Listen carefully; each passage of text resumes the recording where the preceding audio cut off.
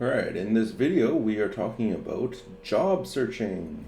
I want to start off by saying what a job search looks like from the point of view of the company. Okay, so here's what's happening at the company, or it doesn't have to be a company, but whatever organization is going to eventually hire a new person. So here's what it looks like. Things are busy. Because things are busy, there's maybe more things to do than can get done. So some stuff gets dropped, it doesn't get done, or it gets delayed, while the other people on the team, the other workers, do a little bit more work. And it can actually go like that for a long time, like indefinitely, actually. It's kind of like, yeah, we don't, there's a lot to do, everyone's busy, maybe not everything gets done, but it's not quite enough to hire a new person. Eventually, it can be, like the work that needs to be done can be enough that, okay, now we need to hire a new person. This is really more than what the rest of the team can handle, and we decide to hire someone. After you decide to hire someone, okay, a whole bunch of stuff needs to get done. You have to write job description, you have to budget for the salary, plan for the reporting structure, what is it going to look like, form a hiring committee. Lots of things need to get done before we can actually go and post that job. So all this is happening before the job is ever posted, and honestly, this can, from like this stuff, this can be, years long. Okay. It can be, a company can go years by having people do a little bit more than what they should be doing. In fact, it's very common. Even after they decide to hire, it can take like months for them to figure out this kind of stuff, job description, etc., etc.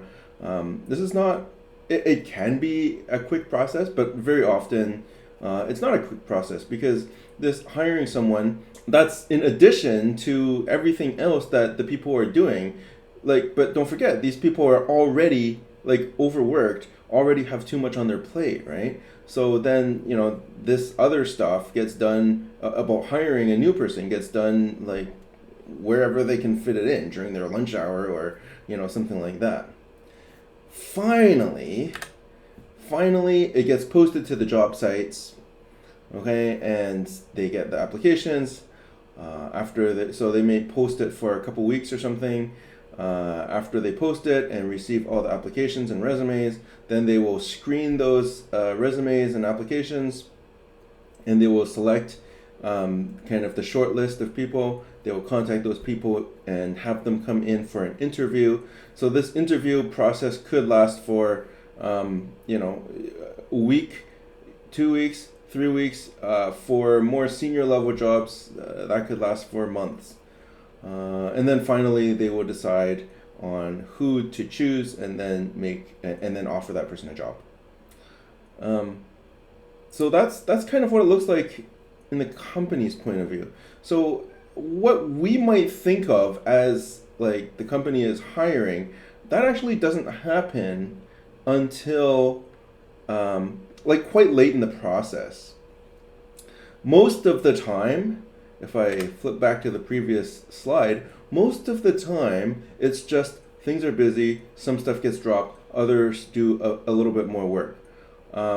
They need another person, but they can manage without another person. At that point, if another person came along who was the right person, right fit, they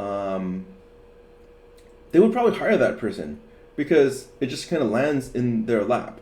But nobody wants to take the effort to, like, it's a lot of effort actually for companies to hire people. And actually companies take on a lot of risk when they're hiring people, because very often, you get so far into this process, you spend thousands and thousands of dollars hiring this person and then paying them for a while, just to figure out that, yeah, that person is no good. So companies are hesitant to do that because, yeah, like they don't want to spend that thousands of dollars for essentially nothing, potentially. But again, if something comes and lands in their lap, yeah, maybe you take that person. So it could be years. Like a company is sitting here in this position for years, needing to hire but not hiring, and it's not until the very end when they actually do this process of posting to job sites, screening, interviewing, etc., etc.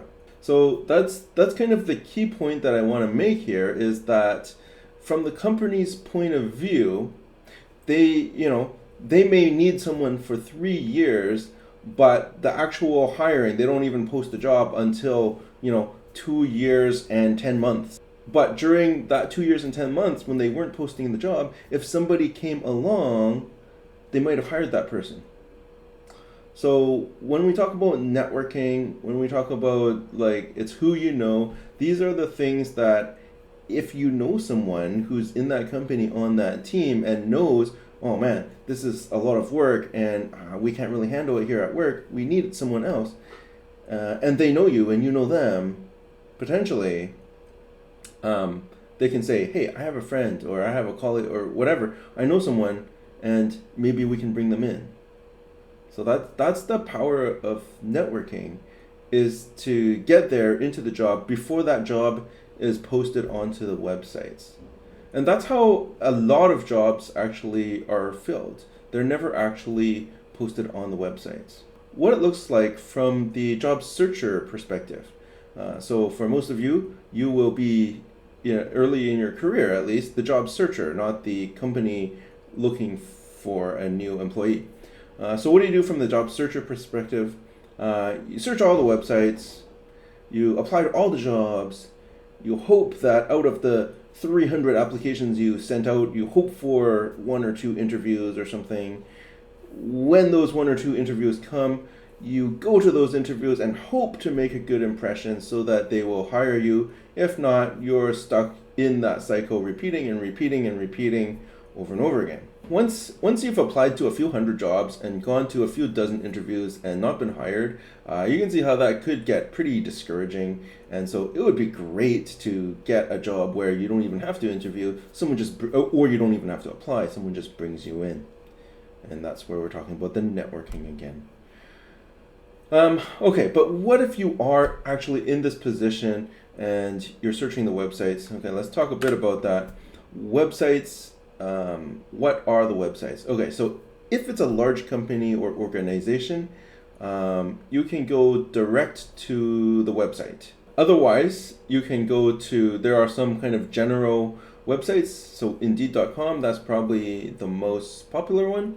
LinkedIn will, people post jobs on LinkedIn sometimes.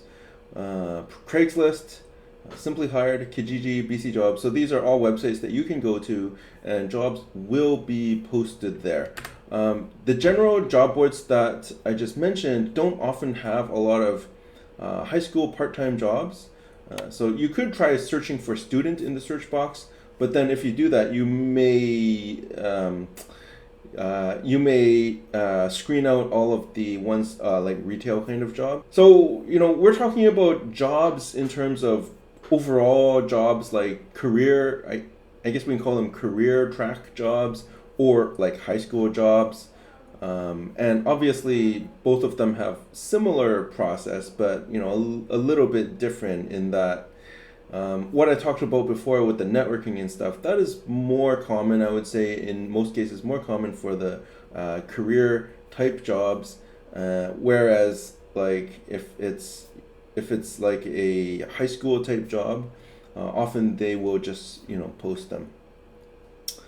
Go to the websites, big organizations. I mentioned that already, but yeah, here's a few examples where they have jobs listed on their website: City of Vancouver, Superstore, Canadian Tire, Costco, McDonald's, Tim Hortons, etc., etc.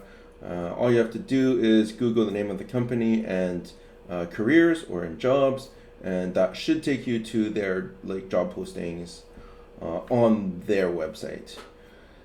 Sometimes the smaller companies won't have websites. They'll just post the ad in their window if it's like a restaurant or a little grocery store or something, and you can just go in and drop off your resume directly to them. So that's how you get kind of jobs, the high school level jobs, I guess. Whereas in terms of the career jobs, often you'll be doing the networking and then applying online kind of thing. And just also want to mention a couple of programs that are out there. There's the Federal Student Work Experience Program. That is a federal government program, puts you in a database, and different federal agencies can hire students out of there. So you can put your name in there and see if anything comes of it. Or the Drive Youth Employment, and that is a career center on Commercial Drive, or actually I think it's affiliated with Frog Hollow, and they have an employment program for young people 16 and over. All right, so that is kind of the basics of how the job process works. That's all for this video. We'll see you in the next one.